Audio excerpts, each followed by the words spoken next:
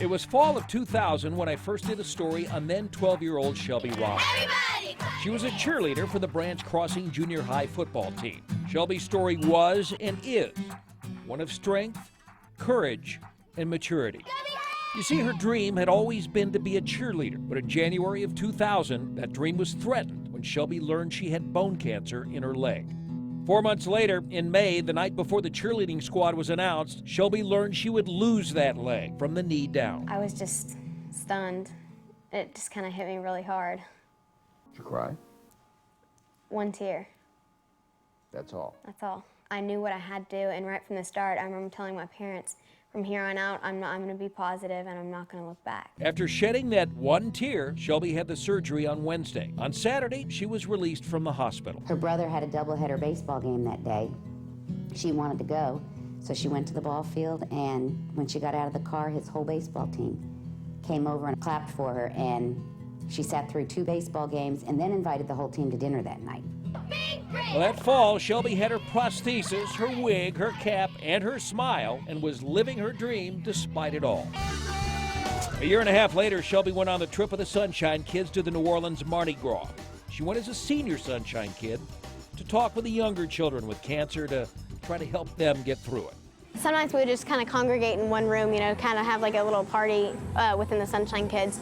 And we would just, get to talking about everybody's situation, what everybody's gone through and stuff like that, and just share, and I think that helped everybody. Shelby also took part in competitive cheerleading, prosthesis and all, and kept very busy, never looking back. Well, now it's 11 years after we first met Shelby. She is 23 years old, and she is back at MD Anderson Hospital as a nurse to children with cancer. Did you play like football or something? Aren't you big into sports? Shelby graduated from the University of Texas as an oncology nurse and knew there was only one place in the world she wanted to be. This was the only option for me. I mean, I'm so passionate about it. I feel like I'm doing what I was meant to do.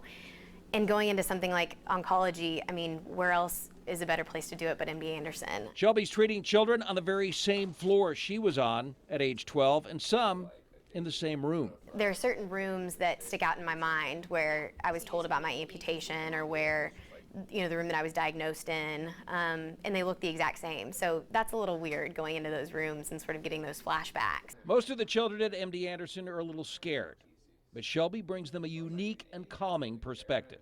I don't hesitate to let them know, I've been in your shoes, or if they're going through something especially hard, or if they're just, I think sometimes you can get to a point where you're so deep in it that you don't really see the light at the end of the tunnel. So that's where I take my opportunity to let them know, hey, I've been there.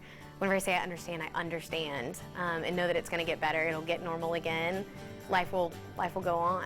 Life has gone on for Shelby Robin, giving back, caring, and healing. She was and is one very special young lady.